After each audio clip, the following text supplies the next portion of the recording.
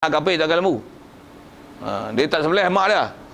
Macam tu lah. Jadi yang sembelih mesti ahli Islam. Mesti lembu ahli Islam. Sikit-sikit dah sebut keedah-keedah, ada keedah huruf dan keedah asal tu. Jadi sikit-sikit yang tu. Satu orang kata, lembu Australia. Kalau yang dah ada sah dia dah dipantau apa-apa atau boleh makan tak boleh makan? Nak makan berkilo orang kata. Jadi taik lah berapa ekor lembu nak makan lah. Macam mana pun nak sebut, kalau dah memang ada pengesahan apa, ada yang mantau apa, ada memang jabatan-jabatan tertentu, ada orang nak pergi tengok dan memang sah, pengurusan pun betul. Yang mana tak betul. Macam mana pun sikit kalau ada ni, ada syubhah. Sembelih tak sembelih? Tak tu deh. Asal binatang tak sembelih. Yakin sembelih baru boleh makan. Maksudnya dia asal binatang, asalnya mati tak sembelih. Ada benda kuat yang yakin ataupun zon kata sembelih baru boleh makan.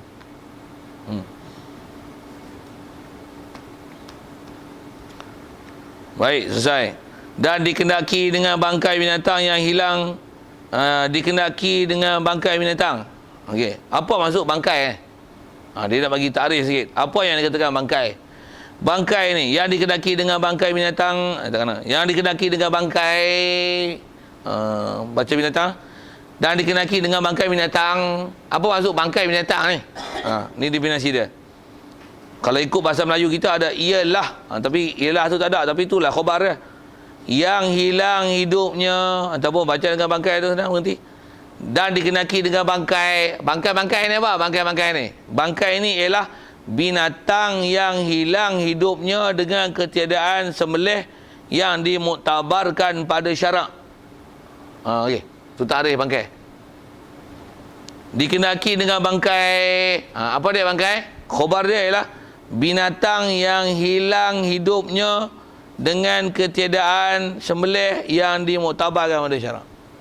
Binatang yang hilang hidup maksudnya binatang yang mati, binatang yang dimatikan dengan ketiadaan sembelih yang dimuktabarkan pada syarak.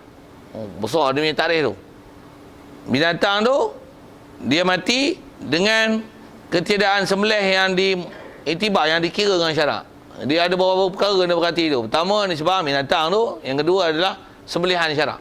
Sembelihan syarak mesti putus dua urat tu. Dan bila kata binatang yang dimuktabar syarak, mesti binatang boleh disembelih. Satu, kalau buaya sembelih, makan tak? Sembelih? Pasal buaya binatang yang tak diiktibar syarak boleh disembelih. Satu, makan. Burung bubut sembelih, makan. Babi sembelih lagi 3 kali 4 kali makan. Itu. Pasal ada orang tak faham macam tu. Dia kata kadang-kadang orang jual ubat apa lah. Yang ni saya bubuh buaya apa semua lah. Buaya pun jangan takut tuan-tuan nak pakai. Buaya saya dah sembelih. Minyak ni minyak rimau. Jangan takut tuan-tuan. Rimau ni saya yang tangkap bendera rimau ni. Dan saya dah sembelih rimau ni.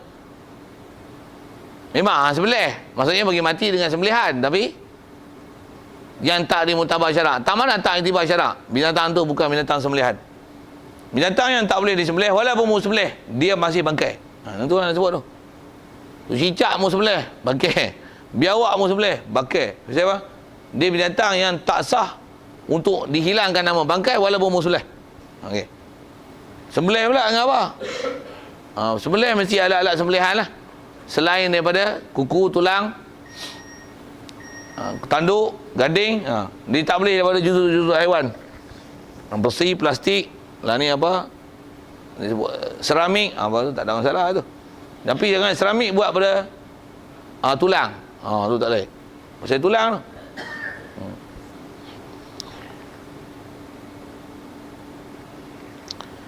Contoh macam mana? Seperti sembelih binatang yang tiada dimakan. Tak boleh makan ni, tak boleh makan daging dia. Seperti himar. Himar sembelih, pakai. Dan bagal. Bagal tak boleh makan. Pakai, apa dia bagal ni? Kita pun bagal lah. Bobi bazar tu. Jadi pergi tengok gambar lah. Tengok buka gambar, buka lah. Bagal. Duk Piramli duk sebut bagal. Itu bagal lah. Tu. Bagal lah. Bagal lah. Kena, nak cerita pun payah. Tempat kita tak ada. Tengok gambar. Bagal. Habis. Tentu. Dan yang disembelih dengan tulang. Begitu juga. Disembelih tapi pakai tulang.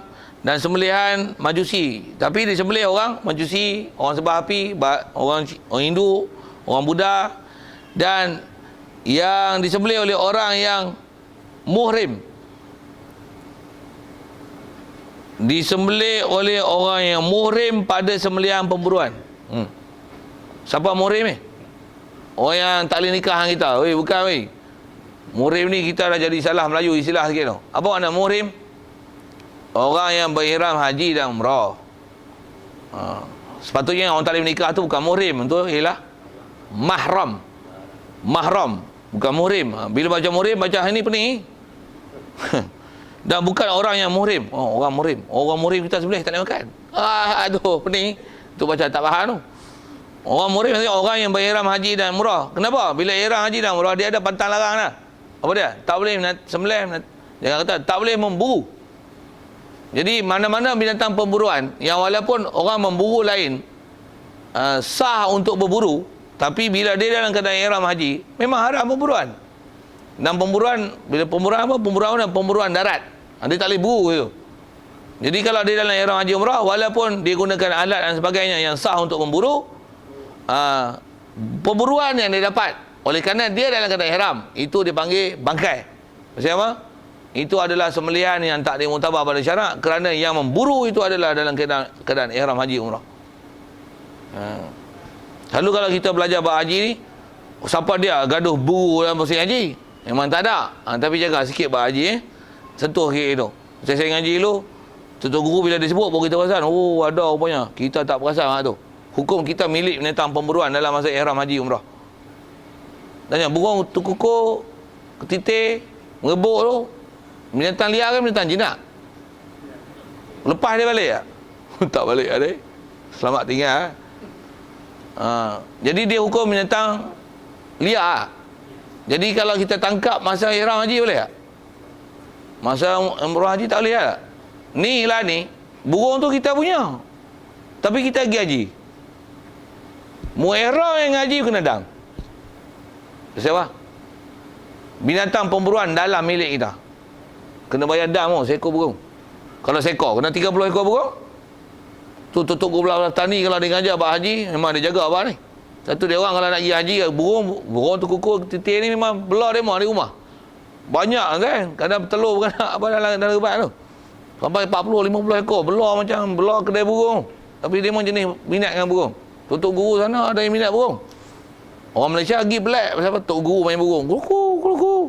Kita orang tak ada pakai main burung. Sana tok guru main burung. Tapi bila dia nak pergi haji macam mana? Burung ni aku hebat tau. Baru tak ada milik dah. Dia tak boleh, aku bagi mu jaga bagi mu jaga tak boleh. Mu bayar adan. Kalau ada 100 ekor dah. Hukum buru binatang. Buru masa bila ada di Mekah tau. Hukum milik binatang pemburuan. Tu jaga sikit tu. Pasal bab fiqh tu, yang tu yang bila kita tak ngaji tak apa nak faham. Baik, macam mana pun nak sebut orang yang istilahnya muhrim, orang yang berihram haji umrah, pada sembelihan pemburuan, masalah pemburuan lah.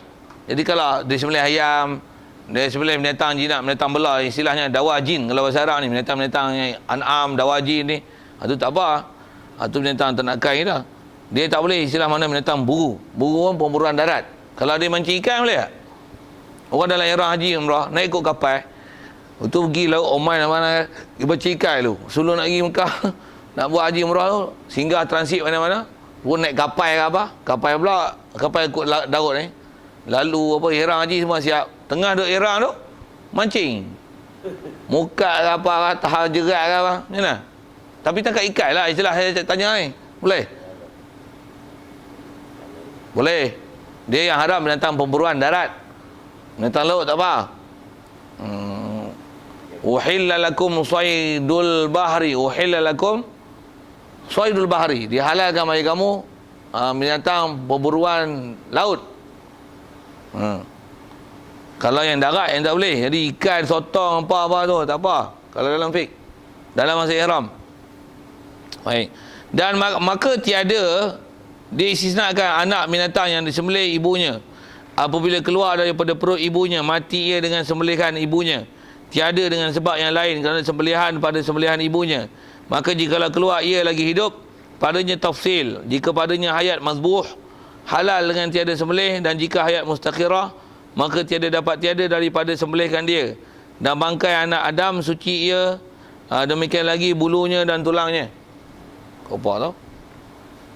Okey tak?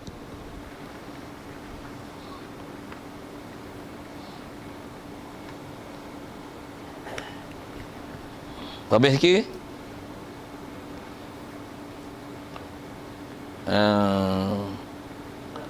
Ya.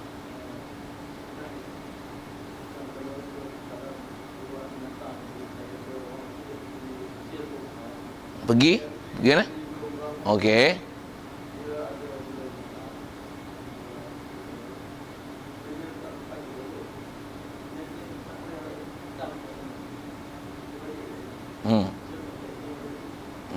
Dia mesti kena dam, memang kena dam. Pasal istilahnya dia berihram dalam keadaan ada milik menentang pemburuan. Okey, katalah dah balik sini baru dia perasan tu, ngaji baru sedar, katalah gitu. Dulu tak kisah ngaji. Oh, ngaji tabuh haji. Tabuh haji kat ada cerita benda-benda itu. Rimau baru tak kerti hukum. Bofi tu. Tak, saya sebut betul pasal saya cerita duk ngaji ni, arwah Fatih lu duk ngajar. Dia pasal nak pergi Mekah zaman bila tu. Yang dia pergi tu, kemudian ni naik kapal terbang ni, prosedur dia kan kena pergi kerusuh. Tok guru pergi kerusuh. Bayar kan? Balik kena merepek lah. Pasal kerusuh pula, yang pergi kerusuh pula jenis orang tak biasa pergi ngaji pondok apa. Dia pakai kerusuh tabuh haji, tak tahu kami dapat kerusuh tabuh haji ni. Ustaz tabuh haji dah. Ustaz tabuh haji. Dia nak sebut macam tu lah kan. Jadi ngaji dengan tok guru dan kitab baru jumpa masalah-masalah tu. Tabuh haji mana biasa cerita bab pemburuan ni. Badam pun kata dia tak apa, tu Ustaz gaduh badam, tamatok kan, kiran kan, ikut tuan-tuan tak apa. Tabuh haji bayar siap. Tabuh haji. Kena dam kata kita buat apa pun tak kira. Kadang-kadang mungkin dia tanya tu lah, buat haji tamatok ke kira kan, dia tengok KT berapa tu. Lepas tu kita duduk jadi dam di sana, kena cabut bulu lah, pakai minyak wangi ke apa. Dia kata Ustaz gaduh, Ustaz gaduh fikir lah, tabuh haji bayar siap. Dah pula. Macam mana dia bayar? Saya dah kita wakil dia. Tahu berapa tu. Macam lagu habis. Okey. Dia tak kaedah tu. Balik-balik ni. Masa kita pergi dulu. Adalah buh pergi seekor burung. Macam mana? Kena bayar dam. Bayar dam tak boleh bayar di Malaysia. Dia kena bayar dam sana. Jadi wakil lah kat orang. Siapa dah bagi? Ni wakil ni berapa nilai-nilaian tu kena. Saya pun tak pandai nak nilai tu. Burung kena berapa? Dia kena nisbah dengan unta apa semua tu. Kalau kata kijang dengan lembu, ada kaedah-kaedah itu. Pelanduk dengan kaedah ni, dengan kaedah nak apa-apa, ada kaedah nak nilai tu. Nilai nak burung kalau atas buah pi harga 300. Kena bayar RM300. Dan bayar dam tak boleh bayar dam di Malaysia, dia kena bayar di sana. Pasal ahli haram saja, ahli tanah haram saja yang boleh terima duit-duit yang kena bayar dam.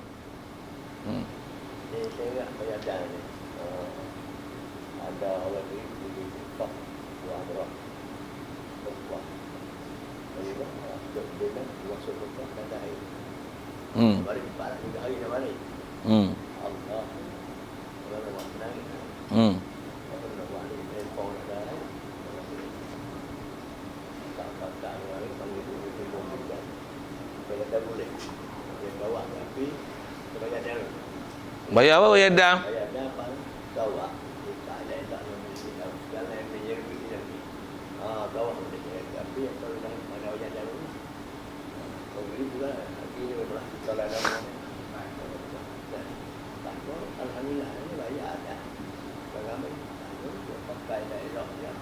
Lu tahu Weh.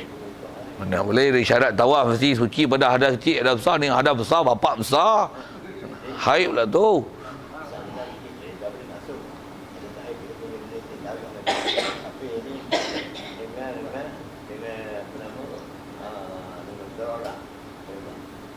Tu pendapat moden tu, pendapat hang gila babi tu.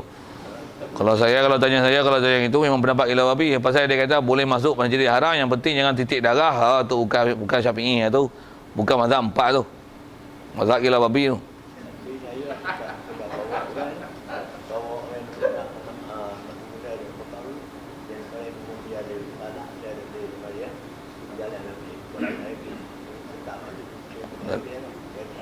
Kalau panjang umur jumpa tu bapak tu bab suci apa. Dia tak boleh.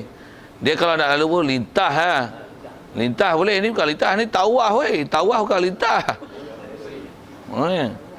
Lagipun bukan masalah kalau tawaf masalah lintas je. Ni buat tawaf dalam keadaan haid. Woi. Tak ada wuduk pun tak sah, tambah muadah besar. Tak ada darurat tu. Itu bukan darurat, dia syarat tak sah. Itu usul fiqh moden tu saya kata. Yang tu pendapat-pendapat ustaz moden tu. Kalau kita buka kitab tak ada, tu bukan bab darurah. Dia bukan bab darurah tu. Darurah tak mana? Tak boleh, memang tak boleh ha.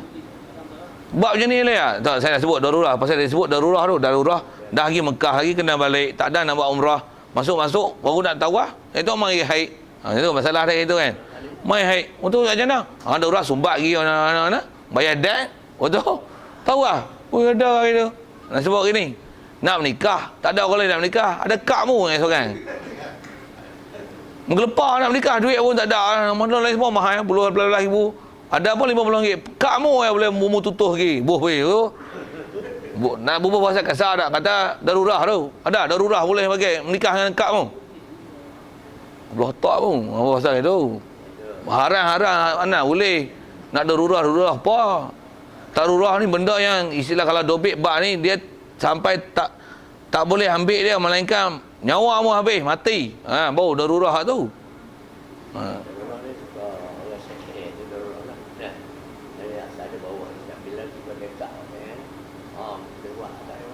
Tu kena tengok lah. Dia kadang tak darurah tu. Tu kan darurah dia. Tu bagi darurah tu kena dobit betul. Bak darurah ni zaman ni orang pening apa sikit darurah. Riba boleh, darurah. Saya boleh.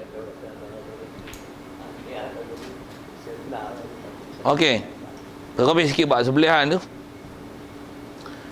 Baik, maka tiada disisna anak binatang yang disembelih ibunya apabila keluar daripada perut ibunya mati ia. Dengan disembelihkan ibunya. Baik. Jadi yang ni dia sebut sikit masalah sembelihan. Asal cerita bab sembelih jadi lajak lagi sembelih tu. Pasal asal cerita bab bangkai-bangkai. Cerita tentulah. Bila bangkai ni antara yang kita nak perhati ialah masalah anak dalam kandungan.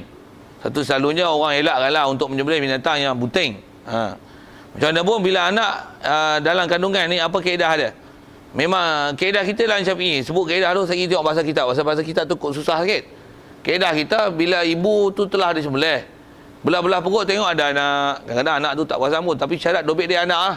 Kalau dia masih tak rupa anak, maksudnya baru darah, ketuh. Tapi tengok duk istilah rahim dia. Istilah tak berupa lagi. Itu bukan janin.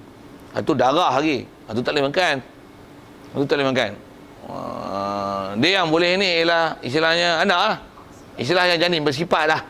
Jadi tak tahu kata bunting. Pasal kadang-kadang badan besar gemuk. Jadi tak perasan dia bunting. Sebelah-sebelah hak betina tengok ada anak. Kalau dah memang bersifat rupa lembu apa? Kaedah kita selalu faham. Fiqh Syafi'i yang kita duk faham selalu. Macam mana? Boleh? Pasal apa boleh? Pasal anak sebelah ibu, bila ibu mati, memang anak mati dalam perut lah. Memang anak mati. Jadi halal anak dalam perut tu. Nak kena sebelah lah. Sebelah apa? Kita tak tahu dia bunting. Tu tak apa. Sebelahan anak ialah sebelah ibu. Maksudnya anak ibu dah sebelah, anak tu hukum tersembelih dengan sebab sebelah ibu. Baik, tapi kalau kandungan tu itulah sebelah ibu. Tengok memang binatang ni bunting sebelah ibu. Tengok binatang tu beranak keluar. Macam mana? Bila dia beranak keluar, anak tu wajib sembelih. Hidup tak? Hidup wajib. Anak tu keluar wajib sembelih. Mati tak ada sembelih makan. Nak sebut tu kaedah yang kita sedia faham dalam fiqh Syafi'i yang kita tak bisa dengar. Cuma nak bahasa kita sikit. Pasal kaedah sembelihan ni kalau kita dalam Syafi'i, anak dalam perut sebelah ibu, anak mati. Maka sembelihan anak ialah hukum sembelihan ibu. Anak hukum tersembelih dengan sebab ibu tersembelih. Tapi kalau kata sembelih mak, buka-buka dalam perut, tengok anak duk hidup lagi. Macam mana? Bila anak duk hidup lagi, wajib sembelih. Pasal apa? Anak duk hidup lagi, wajib sembelih. Kalau tak sembelih, makan. Pasal apa? Pasal anak duk hidup. Pasal anak tak tersembelih dengan sebab sembelihan ibu. Tapi kalau anak mati, tersembelih dengan sebab sembelihan ibu. Kalau anak hidup, kena sembelih suku. Pasal anak tu duk hidup. Dia punya sipir yang tu. Bahasa kita sikit, kok susah. Tengok. Jadi asal dia sebut masalah ni, masalah sembelihan, kata dia, dan tiada diistisna, tiada dikecuali anak binatang yang disembelih ibunya. Anak binatang yang disembelih ibu, yang tak kecuali ini bila kalau anak binatang yang disembelih ibu tapi anak mati, tu masuk sekali tadi sembelihan, dia hukum sembelih. Yang ni yang tak dikecuali, maksudnya masih kena sembelih. Macam mana? Anak binatang yang disembelih ibu, tapi anak ni apabila keluar daripada perut ibunya, mati ia dengan disembelihkan ibunya, tiada dengan sebab yang lain. Anak binatang yang disembelih ibunya, apabila keluar daripada perut ibunya, mati ia. Bahasa tu kena tengok lagi. Sembelih ibu, untuk anak tu keluar daripada perut ibu. Jadi perut ibu maksudnya beranak. Kalau faham tu, sebelah-sebelah tu beranak. Kalau kita buat pergi taswir yang salah itu, sebelah-sebelah tu beranak, keluar daripada perut ibunya, mati ia. Anak tu mati, keluar mati. Tapi beranak, sebelah-sebelah mati. Beranak, sebelah-sebelah beranak mati. Mati tu dengan sebab disembelihkan ibu. Tapi sebelah ibu, sebelah proses sebelah kot dia sakit ke apa, tu beranak anak tu. Yang tu macam mana? Tu pakai. Tak istisna. Yang tu pakai. Bahasa kita tu kok susah sikit. Tiada dengan sebab yang lain. Jadi dia mati tiada dengan sebab lain. Maksudnya dia mati tu bukan dengan sebab sebelah ibu dia, tapi dia mati tu sebab ibu dia beranak, tu mati. Jadi faham tu, sebelah dalam proses nak mati tu beranak mati. Mana pakai ataupun macam ni, sembelih ibu tu, tu belah perut, tu anak pun keluar, masa tu hidup tu mati. Okey. Yang tu ayat tu dia sebut tu. Sembelih, belah perut. Dia tengok memang mati. Macam mana? Halal. Pasal apa? Dia ikut sembelihan ibu. Tu dobit dia tu. Satu kadang-kadang baca bahasa kita tu susah. Tu ilmu fiqh tu dah siap kalau baca boleh tanggung lagi. Macam mana? Lagi faham betul. Jadi dia keluar daripada perut ibu, kemudian dia mati. Mati pun dengan sebelah ibu. Sebelah ibu, betul dia terberanak, faham tu dia hidup. Betul dia mati. Mati pun dengan tiada sebab lain, bukan mati pasal orang sebelah, tapi mati sebab mak dia beranak dah. Beranak-beranak mati. Jadi fahamnya anak tu keluar. Keluar lah tu mati. Padahal masa beranak tu, anak tu keluar. Kalau anak duduk dalam tak keluar, tersebelah dulu ibu, tersebelah anak. Tu bagi faham elok bahasa tu. Kerana sembelihannya pada sembelihan ibunya, maka jikalau keluar ia lagi hidup. Okey. Jadi dia bagi alasan itu, kerana sembelihan anak pada sembelihan ibu. Sembelihan anak adalah sembelihan ibu. Kalau kita sebut dengan masalah tadi, tak mana kata sembelih. Kalau dari sisi sudut dia duduk dalam perut ibu, ibu tersembelih, maka anak tersembelih. Kalau kata duduk terasing, bila anak dah terkeluar, ibu kena sembelih, anak kena sembelih. Itu sembelih anak pada sebelah ibu. Kaedah kita dalam Syafi'i disyarahkan macam tu. Kalau dalam mazhab lain daripada Syafi'i, dia punya kaedah macam ni. Cuma ke siapa tu saya tak ingat. Tapi lain daripada Syafi'i, dia kata macam ni. Memang ada hadis Nabi sebut, zakatul janin zakatul ummih. Sembelihan janin adalah sembelihan ibunya. Kita duk faham Syafi'i, tak mana sembelihan tu. Wajah syabah dia tentang ibu kalau tersembelih, anak tersembelih. Itu kaedah Syafi'i. Kalau mazhab lain daripada Syafi'i, zakatul janin zakatul ummih. Sembelihan janin adalah sembelihan ibu. Apa maksudnya? Kalau mak kena sembelih, anak mesti kena sembelih. Itu kaedah lain daripada Syafi'i. Satu kaedah lain daripada Syafi'i, bunting, sembelih mak, tengok ada anak, mati, pakai buang. Sembelih anak perut, hidup, sembelih anak, baru boleh makan. Hidup, sembelih boleh makan. Kalau dalam perut, sembelih mak, mak mati, anak mati, buang, makan. Pasal anak wajib kena sembelih. Macam mana sembelih ibu kena sembelih, anak kena sembelih. Itu kaedah wajah syabah dalam selain mazhab Syafi'i.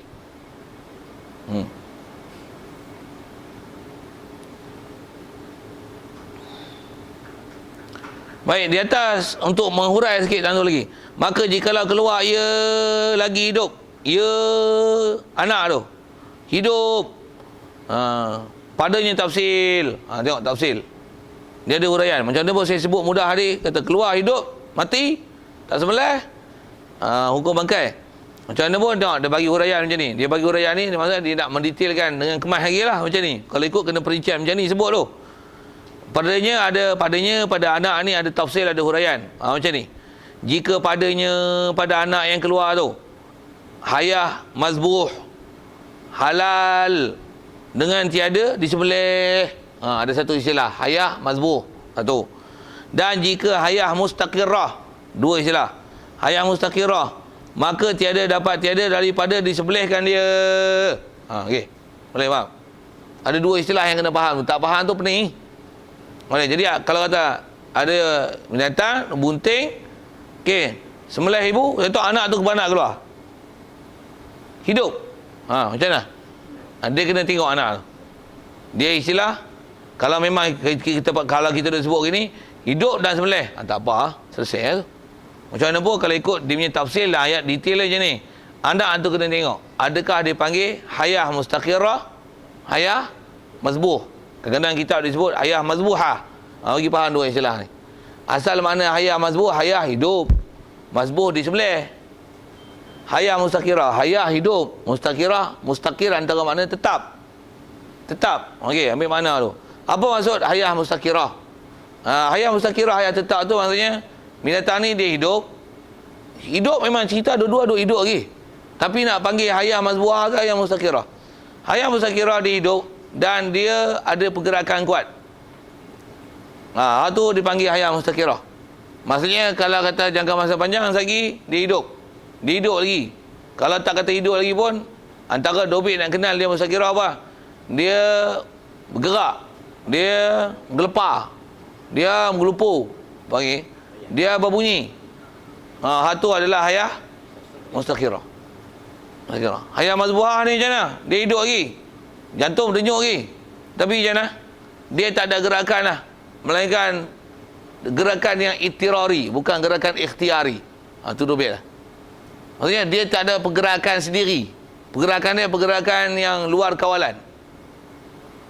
Itu dipanggil hayah mazbuhah. Keluar. Buah pia rupa sekali gaya kan. Anak lembu tu baik. Selalu anak lembu keluar cedeh kaki lah. Gerak lah apa, bunyi lah, mak dia jilat tu satu hal. Tengok mendatang beranak ni. Yang tu mustaqirah. Kalau mazbuhah keluar. Tak sembelih pun mati. Itu mazbuhah. Tak sembelih pun mati. Mazbuhah. Itu macam mana? Kalau ikut kita, dobit huraian tu. Jadi maksudnya anak tu hukum tersembelih dengan sebelah ibu. Contohnya ayat.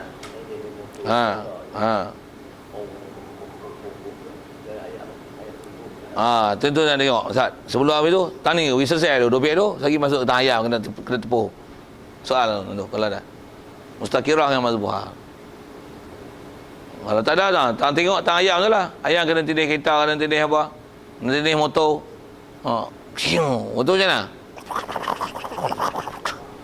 mana? Selalu kita buat macam mana? Orang ambil pisau, cari, gonyong lalu lah. Betul? Hayah mustaqirah ke hayah mazbuhah? Dobit tu kena tengok. Hayah mustaqirah maksudnya dobit dia hidup kuat. Maksudnya hidup masih tetap lagi, masih hidup. Dengan mana?